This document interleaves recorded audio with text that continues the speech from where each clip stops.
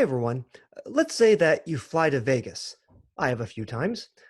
And let's say you land in Vegas and you go to McCarran Airport. As soon as you get off the plane, what do you see?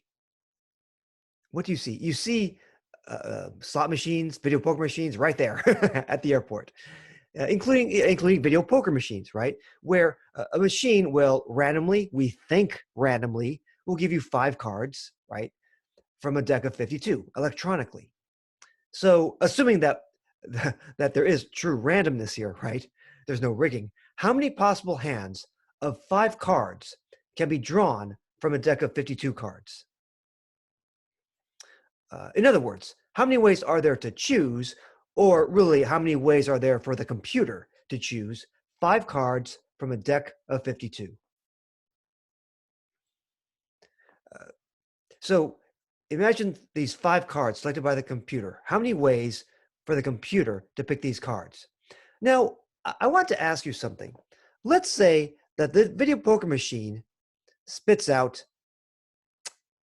a 10 of hearts, an ace of hearts, a king of hearts, a queen of hearts, and a jack of hearts.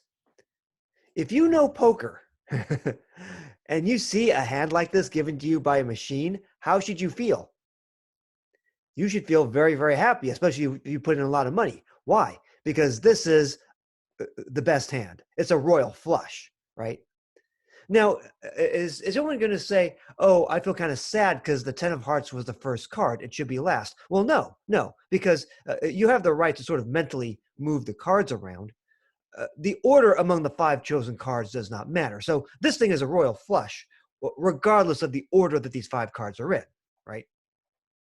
The order among the 5 chosen cards does not matter. If you see something like this, you're thrilled. Okay, I mean, at the very least, you'd have a flush anyway. But in fact, you have a royal flush. The 10 of hearts, you're allowed to move this around. If you can imagine 5 cards in your hand, you have the right to reorder the 5 cards in your hand any way you want. So order does not matter among the chosen cards, right? There are 5 winning cards, right? I think of them as winning cards. There are 5 winning cards. These are the 5 chosen cards, all right? And we don't care about their order. Ignore the order among the chosen cards.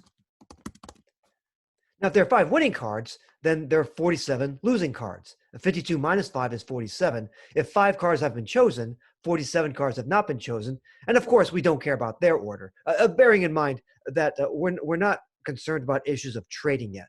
Okay, so assuming that we're not concerned about the issue of card trading yet, we don't care about the order among the 47 losers. The bottom line is these cards were not among the 5 chosen cards. So we ignore the order among these as well. If you imagine the old cartoons, the old Alice in Wonderland cartoons, where you had living cards running around, imagine the 52 cards running in a marathon. Okay, and let's say that the first 5 cards that cross the finish line are all winners, but they all get the same trophy. They all get the same trophy. It's not like the Olympics where it's gold, silver, bronze. They all get the same trophy. So if you finish 5th, that's just as good as finishing 1st as far as your reward goes, right? Okay. And likewise over here, if you're a loser, you're a loser. We're very Darwinian. If you're a loser, you're a loser. If you finish 6th, you may as well have finished last, number 52. The order among these cards does not matter. Now, of course, it does matter if you're card number 5 versus card number 6. That's a huge difference, right? Okay, because that crosses this dividing line. But between 1 and 5, no. Between 6 and 52, no. Right? Between 5 and 6, yes. Okay. Another way of looking at this, imagine that you have a Halloween bowl with candies in it, 52 different candies in it. 5 kids, or how about this? One kid comes to your place, and you decide to give the kid 5 candies. All right? You decide to give the kid 5 candies. Now, don't worry about smushing things or anything. How many ways are there to grab 5 candies from your bowl where no one cares about the order? Okay, so it doesn't matter which of the candies is first, which is fifth. Okay,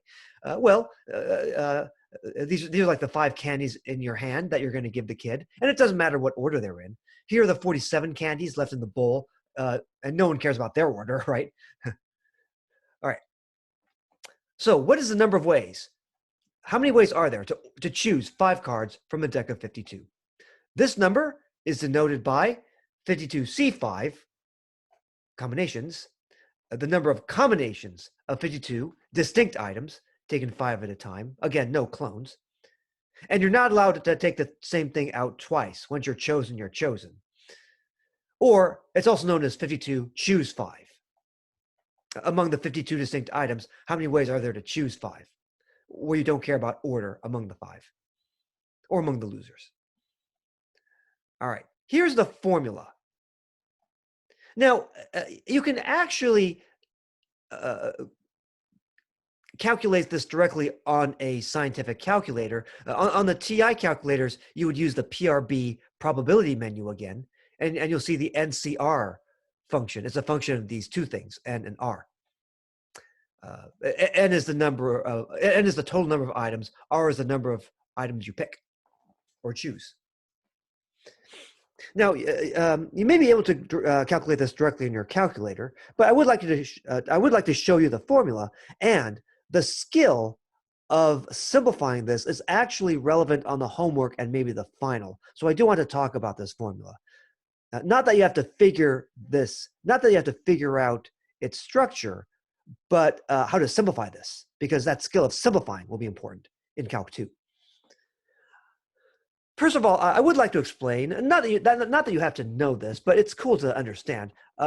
Why does the formula look like this?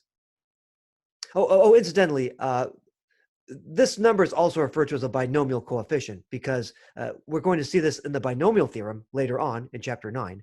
And also it's related to the binomial distribution in probability and statistics. Okay, now why does the formula look like this? The 52 factorial, what does that represent? The 52 factorial, what does that represent? The 52 factorial represents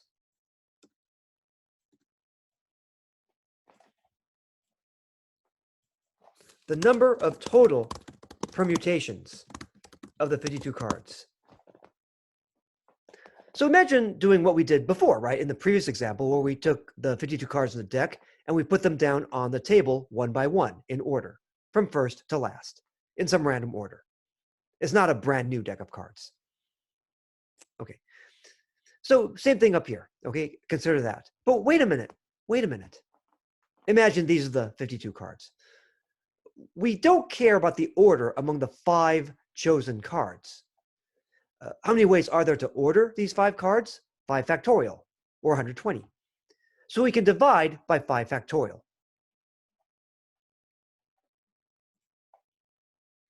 We divide by 5 factorial because we do not care about the order among the 5 cards. So we divide by 5 factorial, or 120. If you're still not sure why that is, don't worry about it, but that's the basic idea. It's because we don't care about their order. And likewise, of course, we don't care about the 47 losers, so we can divide by the 47 factorial as well. That's huge. The fact we don't care about the order among the losers, that's really going to reduce this number down, all right?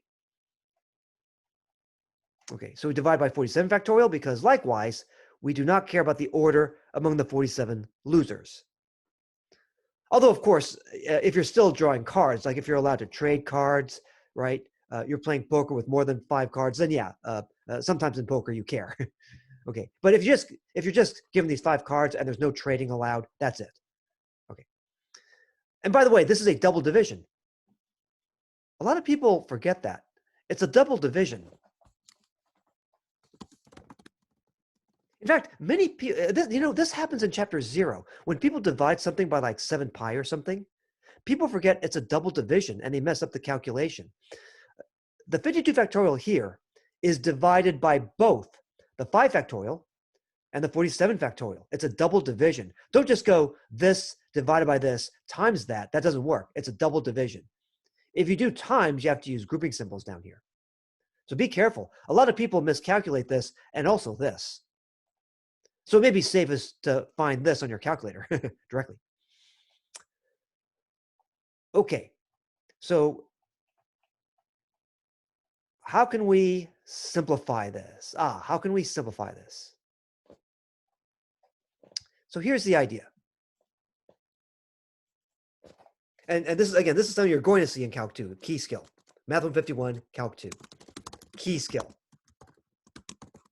Simplifying factorial expressions. That's a key skill. And a lot of people enter Calc 2 forgetting this stuff or not knowing it. Okay, so here's the idea. In the numerator, how can we think of 52 factorial? Well, using the countdown idea, it's 52 times 51 times 50 times 49 times 48 times, wait, what's it going to be? It's going to be 47 times da-da-da-da all the way down to 1. Wait, what is that? That's 47 what? When you multiply all the integers from 47 down to 1. That's going to be, remember, 47 factorial. On the bottom, we have 5 factorial, which is 120. You might remember that. That's a good thing to remember, by the way, is 120. And then, hey, look at this, 47 factorial. Now, 47 factorial is a big number, right? 47 factorial is a big number, but we don't care what it is because whatever the heck it is, it's going to divide out, right?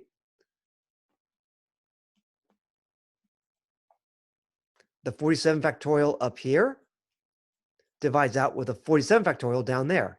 And that's a huge relief. We don't have to mess with that massive number because it divides itself out. And then look at this. A basic $2 calculator should be able to figure this thing out, right? A calculator from like 60 years ago should be able to figure this thing out, right? Okay, all this here. All this here. Well, let me do it better.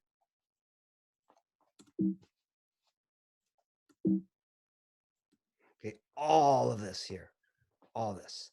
A basic $2 calculator can figure this out. What is it? Give you a moment. So you could either do 52C5 on your calculator, right? 52C5 on your calculator, if you figured it out by now, or work this out and you get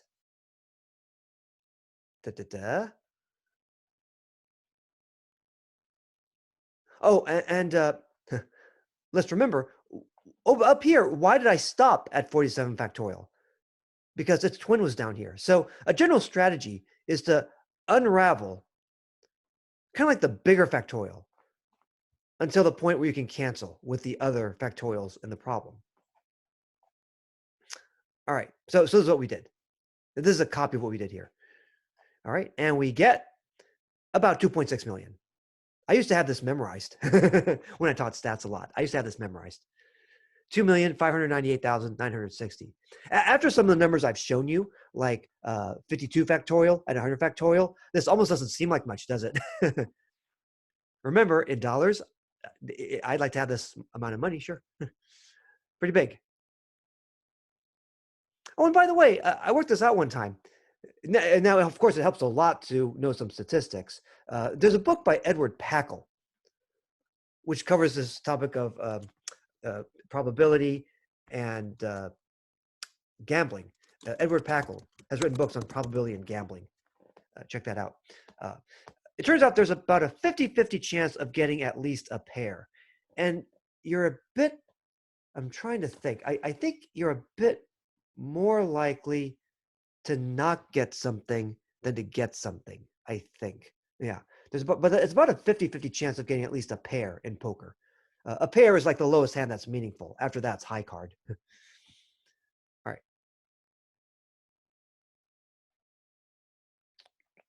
Now, by the way, we're guaranteed to get an integer always. That's a number theory issue. This might surprise you, but this kind of structure will always give us an integer if it's like that. Now, in general, assuming that n and r are reasonable values, right? They have to be non-negative and all that, integer. The number of ways to choose r distinct items from a set of n distinct items, if the order among the chosen items is irrelevant, okay, is given by NCR. That's combinations, remember. The combinations of n items taken r at a time, or n choose r, which is given by n factorial, the total number of total permutations, and you divide by r factorial, because you don't care about the order among the r winners, and you divide by n minus r all factorial, because you don't care about the n minus r losers. Again, these are called binomial coefficients. We'll see why in section 9.5. Again, try to find this button on your calculator. You might save yourself some heartache. Although, the problem that we talked about earlier, see, this whole notion of canceling factorials, unraveling and canceling, that issue is going to help you on the homework and on exams. Although I'm going to be kind of mean. Well, not in the sense I'm going to prepare you for calculus, but you're going to use expressions in things like n and k, not just these constants here. Same basic principles, but it looks freakier. Try the homework. You have to practice the homework. Absolutely. It'll be fun. You'll be prepared for calculus 2. Because let me tell you something. When I used to teach calculus 2, a lot of students had no idea what was going on here, even with just numbers, let alone these things. All right. By the way, if you thought this was a big number, right? What if we cared about the order among the 5 chosen cards? That's the next topic, right? Yeah, that's NPR, 52P5. If we care about the order of the 5 chosen cards, okay, then the number we want is 52P5.